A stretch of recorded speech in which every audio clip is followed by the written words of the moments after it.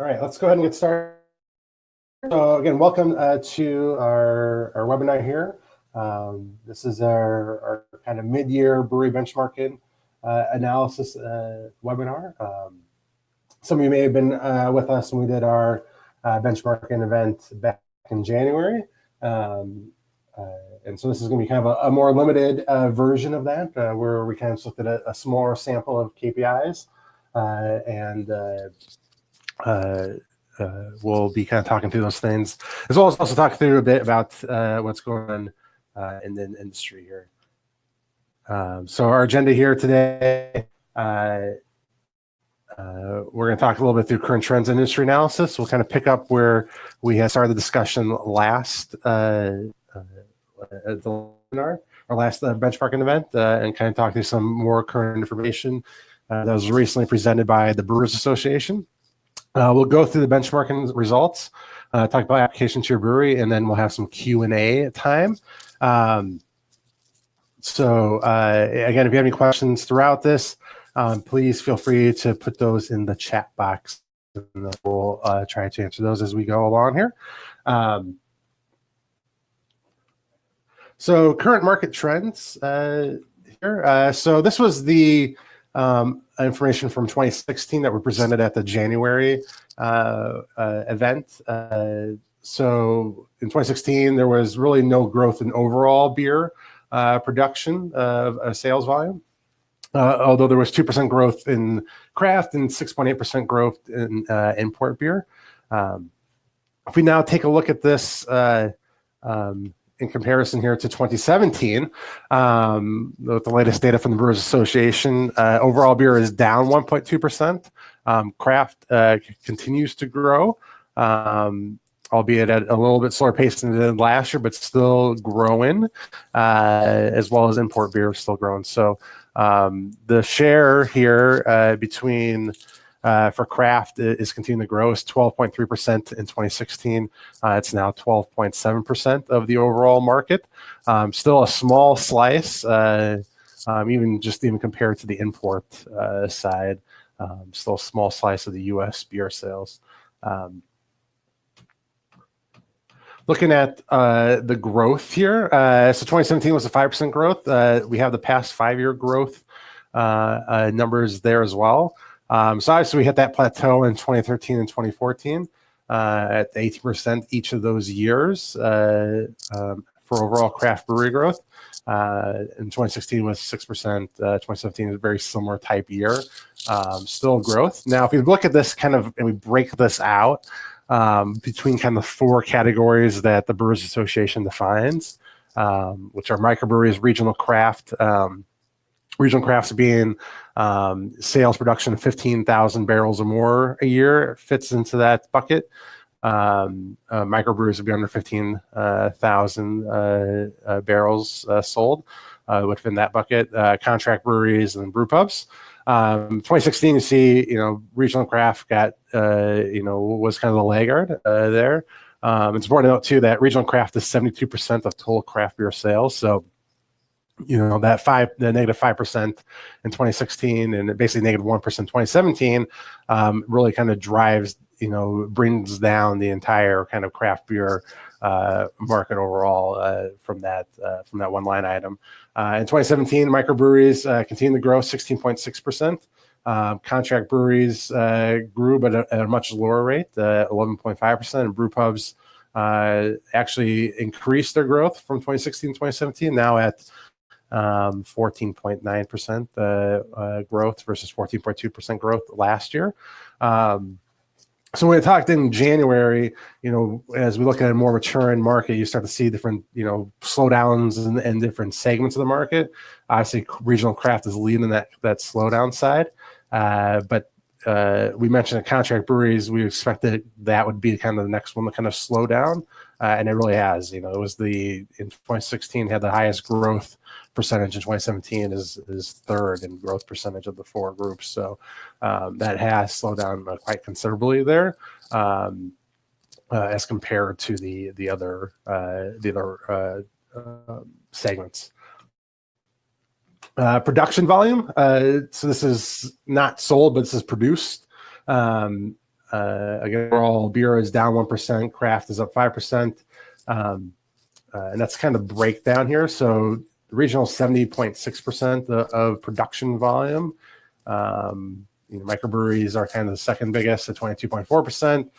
Brew pubs at 5.9%, and contract brewing at 1.1%. So even though contract brewing slowed down a bit, that's a small slice of the overall production volume in 2017. I think an interesting stat, and I heard this from Julia Hertz at the Brewers Association. 74.3% of the breweries, of all breweries in the United States, produce 1,000 barrels of beer or less, and that makes up 0.6% of the overall U.S. production. That next segment up, the breweries between 1,000 and 100,000 barrels, is 24.3% of all breweries, and it makes up 7.6%. So basically 98.6% of the market, or 98.6% of breweries produce only 8.2% of all beer production in the United States. So you look at that last point there of 0.4% of breweries produce a million barrels or more, and that's the majority of the market, obviously taken up by Anheuser-Busch and Miller Coors. But you can kind of see that overall dichotomy there, that the vast majority of the breweries make up only 8.2% of the overall U.S. beer production, which that share has been growing over time. But it's interesting to see that kind of dichotomy there. Also interesting from their statistics, craft breweries that started from between 2014 and 2017 had an annual 2017 growth rate of 52.6%. Versus breweries that started prior to that only had a growth rate of 1.3%. So, which kind of makes sense if you kind of think about the overall market as more breweries started to come online in 2014 on. There's more breweries competing for that shelf space. That shelf space was more taken up by local breweries. More people are going more hyper localized with their brewery buying decisions, and therefore. A lot of these breweries that have recently started have really been carrying the load as far as growth rate, versus breweries prior to 2014 tend to be a little bit larger in size, and maybe are falling closer to that regional craft beer size, and that's has a much slower growth rate. So what do the trends show us? Obviously, we still have a maturation in the market. We're really moved, the craft brewing market has really moved from the growth side to the maturity side. And really what that means is you're in the growth side, it was kind of that whole, rising tide lifts all boats. Now you're starting to see that bit of differentiation there where in a maturing market, the breweries that are being run well and are producing great beer are still continuing to grow. Breweries that have struggled with their operations are the ones that are starting to see that slip in that more competitive market. It's not that 20% growth rate we're getting each month or each year. It's that's slowed down now. So there's that bit more competition that breweries that are running more efficiently and effectively and have good operations are succeeding over those that are struggling their operations or struggling in ways to run the brewery or things like that. So we're going to see that kind of differentiation split there. We're going to have that potential for segment saturation. Regionals are potentially saturated. Contracts, even though a very small slice, may be saturated. Obviously, contract brewing carries its value by producing additional capacity for breweries that are at capacity or need that capacity. So if breweries are making decisions to expand their own capacity, that's obviously going to have a negative impact to contract brewing. And particularly as things slow down too, overall, and as far as growth goes, there may be less of a need for contract as a more continuing force there. Obviously, we have disruptive forces, craft distilleries, as they become more, kind of fight the same battles that a lot of craft breweries faced from a state law perspective, and are gaining their acceptance, that will have a disruptive force. Also, the legalization of marijuana in different states will also have an impact here. Um, and, and that's something that the Brewers Association, particularly their chief economist, has been kind of tracking and monitoring is that differentiation and change there. Inside the beer market, obviously different beer styles, as you know, different beer styles kind of pop or become more popular, like hazy or juicy IPAs. Obviously, that will have some disruptive force as breweries try to adapt to the change in demand and change in palates of their consumers, as well as different ways of consumer interaction. Will change that. And ultimately, there's a question of capacity. As breweries kind of are hitting capacity levels internally, how do they continue to grow? How do they change the ways they sell their beer? Obviously, if you're at full capacity and you're shifting beer out the tap room to sell for distribution, that's going to have a negative impact on your bottom line. So how does capacity handled? How is contract brewing helping ease that capacity load, or is there new equipment purchases?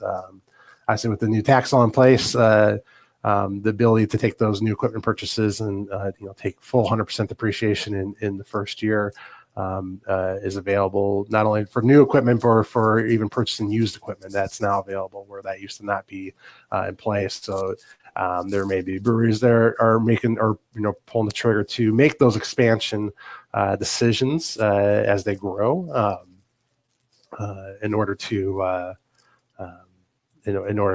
meet those capacity needs, and also take advantage of the tax savings from that.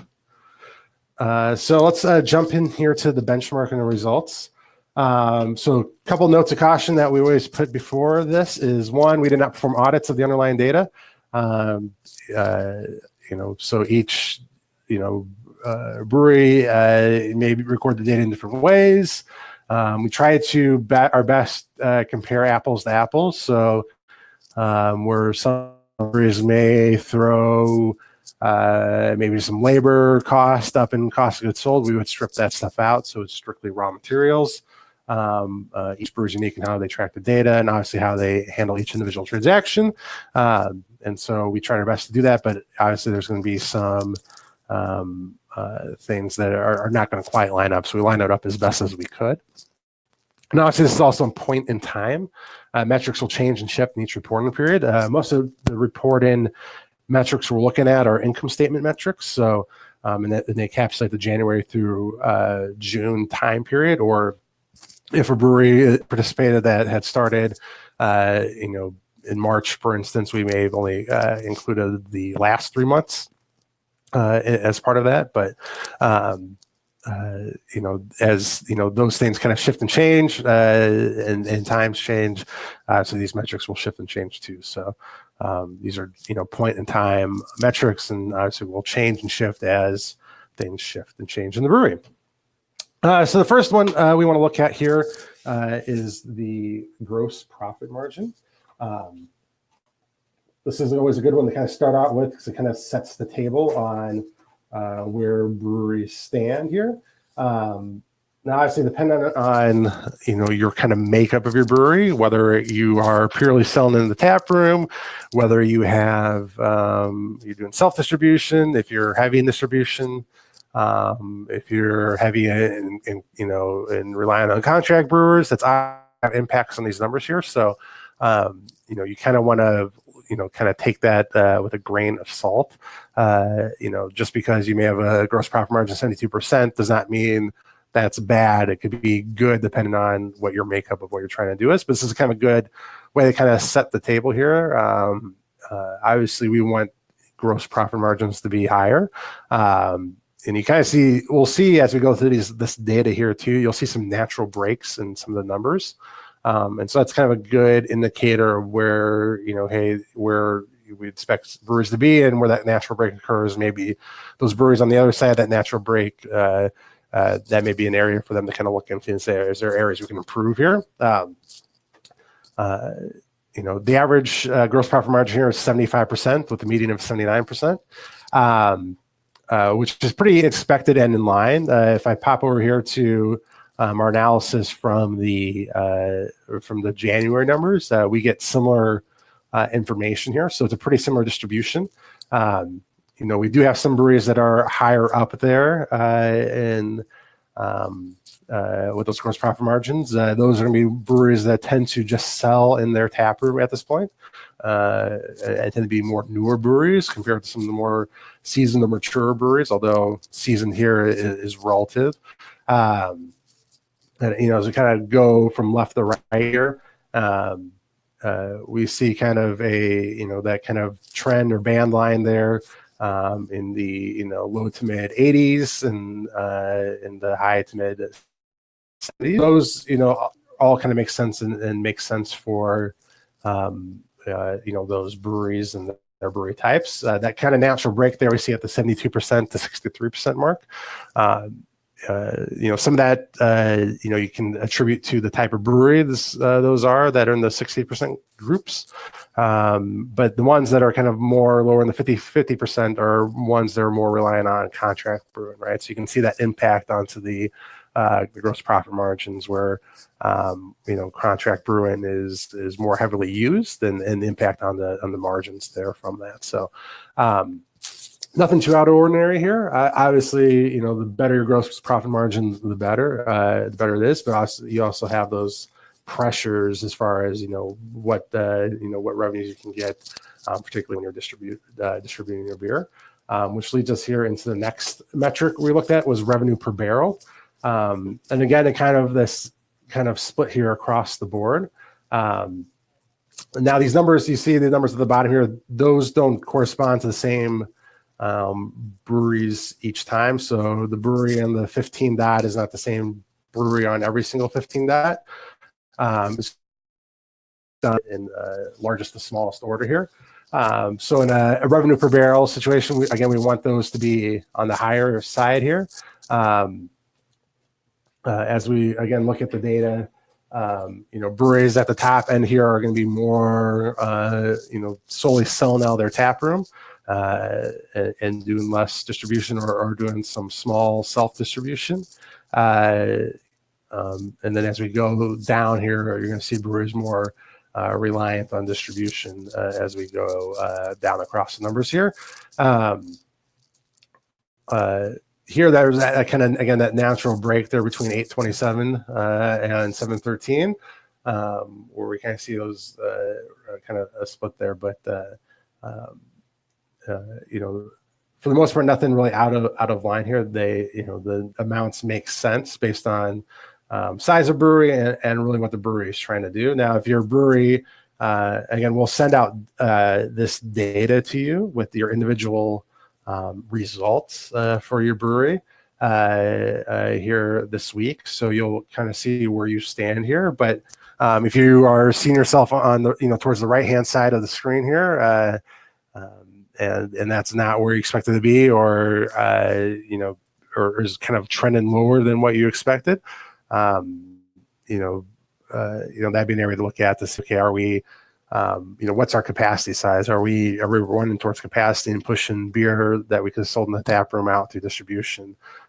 Is there a way we can kind of shift our allocation between our sales channels in order to improve that? Or are there ways, with the types of beers we're selling or other ways we can increase revenue there? Some of that can even be with increasing prices in tap room. One measure we don't have here is kind of the trend of the sales price of beer sold in tap rooms, and that has increased over time. So if you haven't increased your tap room prices, that may be a place to start. If you've kind of kept those pretty flat from when you opened, that may be a place where you want to push those numbers up a little bit there, because we have seen prices for beers sold in tap rooms increase here, over the last couple of years. We did get a question: is there a way for us to tell which unique identifier relates to our specific brewery? In this, what we're showing here now, no, we want to keep it pretty anonymous for this. We will, again, provide you your own results, and you'll be able to see where you land on this, whether where your data is, but there is not a unique identifier in what we're presenting here today, just in order to keep things. Looking at COGS per barrel, so this is that kind of a similar metric to the revenue per barrel, but now taking our cost of goods sold per barrel. And again, this is cost of goods sold that is solely raw material cost. And in cases where we have brew pubs to participate in, we stripped out the food and other non-beer related COGS items here. We also did that on the revenue side as well. So again, we want to try to keep this as apples to apples as possible. Now, in this case, we want to be lower on the COGS side, right? So the brewery that's got a COGS of $60.70 per barrel is obviously killing it there. But again, that kind of trend line there of keeping it under $2.50 a barrel is where we want to be. Higher than $2.50 a barrel, we have to then kind of look at, okay, what's going on there? Is it a case of relying on contract brewing, which is increasing our COGS cost, or is it with how we're purchasing our raw materials and the impact of that into the brewery? So in this case here, for the ones that are kind of either inching towards 250 or well above that, that'd be an area where we kind of look at, say, okay, how are ways we can improve that?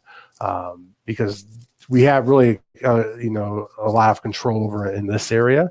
Revenue side, we may be, limited as far as the kind of competitive forces in our market and what other people are charging or selling their beers at, or what distributors are buying it at. But with COGS, or the cost side, that's in our wheelhouse of things we can easily control or control to the best of our abilities. So, areas where we can either have better buying power or more strategic purchases of our raw materials, or ways where we're not relying on contract brewing as much, would be a way to kind of impact this in a more favorable way. And as we look here again in the 2017, or at the benchmark we did in January, we have a kind of similar distribution here. You kind of see similar type cost items across the board there. So, to the extent that you participate in January and you're seeing yourself move in an adverse or situation with these metrics compared to January, again, we want to look at, okay, how can we best improve our numbers there. The third or the fourth, we looked at the quick ratio. This is the only balance sheet related ratio we looked at. And the reason why we like this one, because it gets a good encapsulation of not only kind of our cash flow and our position in as far as our balance sheet, strength of balance sheet is, but then it helps us kind of plan and make decisions as far as how we want to particularly utilize cash. So the quick ratio is basically taking your cash and your accounts receivable and taking that over your current liabilities. So in this case, the kind of cousin ratio to this is the current ratio, where we look at all current assets, which for breweries would include inventory. But the idea being here with the quick ratio is, how can we, do we have enough, either cash or cash coming in the door to satisfy our current liabilities, or basically our kind of our current expenses, as we try to operate the brewery. And the reason why I want to strip out inventory here is if we're not, if we have a bunch of inventory in our books and we're not able to sell the beer, that's not going to be helpful to satisfying our current liabilities. So if we're in that cash crunch position, that already means we're not selling enough beer or selling beer to have cash on hand. So we want to strip that inventory out here. Now, in this case, higher may not be better. Obviously, we want to be over 1. If you see that one that's number 13 there, that's 1.06. That's basically that brewery is at a spot where their current liability or current assets equal their current liabilities. So their cash and accounts receivable equals their accounts payable and other current liabilities, meaning that if they had to, they would have the ability to satisfy those with what they have on hand. Particularly in a short-term cash flow situation, that's the position you want to be in. Being sub 1 means that your current liabilities are in excess of your cash and accounts receivable. So that'd be a situation where we may run into some cash crunch or cash flow issues if we're below that. Now, with this being a balance sheet metric, this is strictly as of June 30th. So depending on what happened on that date, as of that date, or things that happen right before that, right after, it could have a negative or positive impact on that that may be abnormal. So do take this with a grain of salt, and really you want to track this over a period of time with it being a balance sheet number. But we want to be above 1.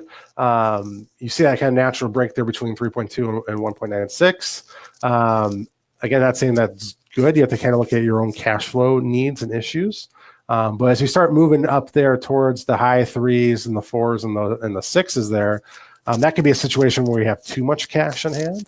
And so in some cases, that may be a place where, maybe we have an equipment purchase that we're solely funding out of cash, or we have a brewery expansion coming up that we want to reserve more cash on hand. In that case, that's a good spot to be in. But if we just have a cash on hand for the sake of having cash on hand, or for sake of conservatism, that really can result in basically that asset not, you basically have assets sitting on the sidelines, not being utilized to grow your brewery. And so in a case where we have too much cash, that may be a place where we want to say, okay, what can we do to utilize this cash in the way to help the brewery grow? So whether it's buying new equipment or hiring new employees or giving raises to current employees or doing other things that puts that cash into play that helps grow the business would be important. So, just because you are on the far left-hand side, that may not be a good situation either, because you could have a situation where you have too much cash on hand and you need to be utilized, and otherwise it's not helping you grow your business. Again, this is the quick ratio here. You really kind of see most of those were in the kind of the band of the 1 to 5 there. And again, as we creep, in the high 3s, we want to see, okay, do we have too much cash in hand, or in a position where we can utilize some of that cash to help us grow?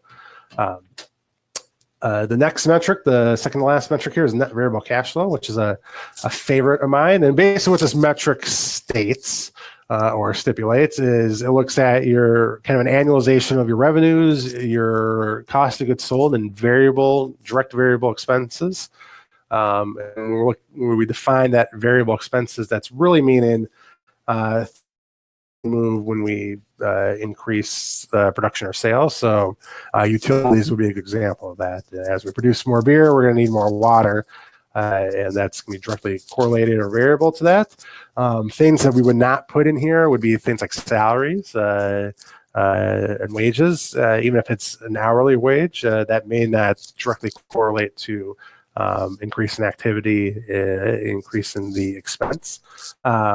Increase in sales, increase expense, because what this metric is telling us is for every $100 of sales that we have, how much cash actually ends up in our pocket, prior to paying out our kind of more fixed or fixed variable expenses.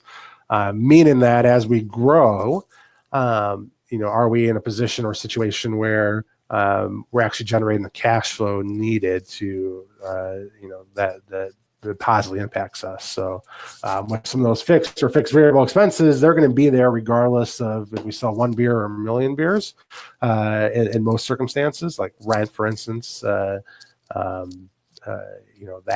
is what it is, and it doesn't matter how much you sell, it is what it is. So, we don't want to look at that in this situation, because the more beer we sell, it doesn't change how much rent we have to pay.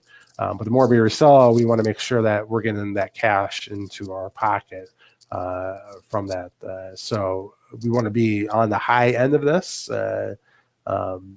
if you're on the lower end, like that one that's at 34.44%, that's basically stating that for every $100 of sales, you're only getting $34 in cash to, pay, for your fixed expenses. And to the extent that that's insufficient to cover that, then you're going to be in a loss position. So what we don't want to see is, and what we have seen in the past is, where that net variable cash flow metric is close to the zero or even below zero, meaning that selling more does not mean more profits to you. It's just going to further create more losses. And sometimes in a business that's fastly growing, there's the mantra that selling more is always a good thing, but we want to make sure that we don't have high variable costs, that really selling more doesn't really produce all that much more once we get past that variable cost hurdle. So this is a good metric to look at here and watch over a period of time. And then finally, this is one we threw in here kind of late in the game here. And this was a request for one of the participating breweries of rent as a percentage of revenue. Really to see, is their rent cost appropriate or makes sense, as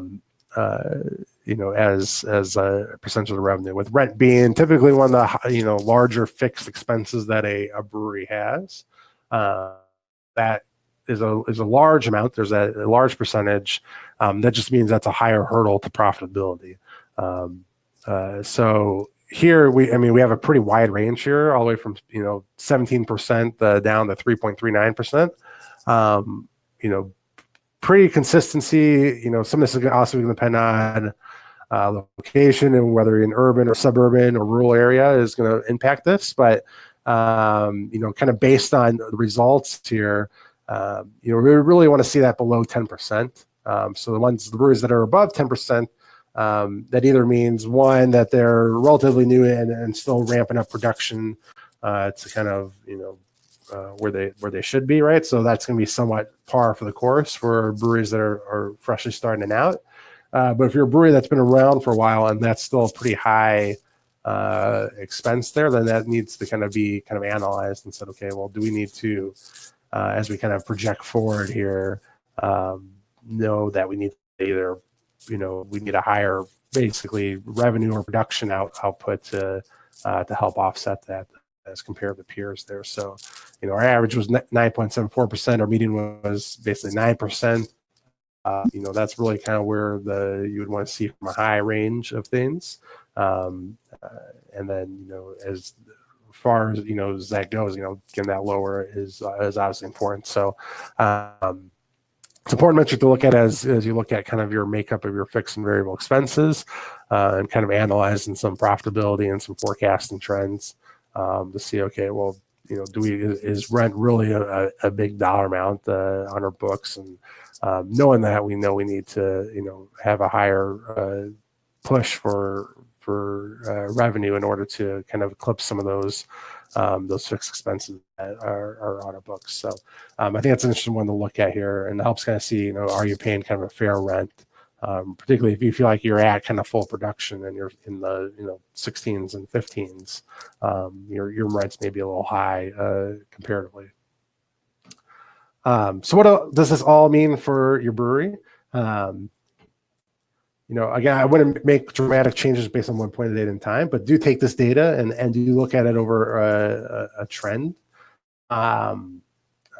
and pick a metric or two to focus on. I know some of the breweries we work with, we've done that, and we're looking at a couple metrics, and we're just tracking that over a period of time and seeing how that trends, and if it's trending the right way or relatively stable, or if it's trending the wrong way, then that helps us kind of say, okay, is there something we need to adjust or look at or have things change? Then we need to maybe adjust some of our projections or some of our thinking here as we go forward. And understand what metrics are important. Just because your percent doesn't mean that's bad. It could be depending on the type of brewery that you're operating, that may be exactly where you need to be. So make sure you kind of take that context in there. And as this data to you, we'll provide some more kind of individual context to you and kind of say, what we know of all the other breweries that participated. Are you in the right spot, or is this an area of focus that you need to work on? So don't just take it that, hey, I'm on the low end of one of these metrics. It may be okay, depending on your type of brewery. Another thing here is to kind of make sure we're, being strategic. For a lot of startup businesses, the goal is just try to get this thing off the ground and get it to where it's, a going concern business and it's operating and it's going to be successful, right? So once you get off the ground, now it's kind of thinking more kind of that long term of, okay, what's actually, what is our long term plans and where do we want to be going and what's the type of brewery we want to be 5 years down the line or 6 years down the line. So, and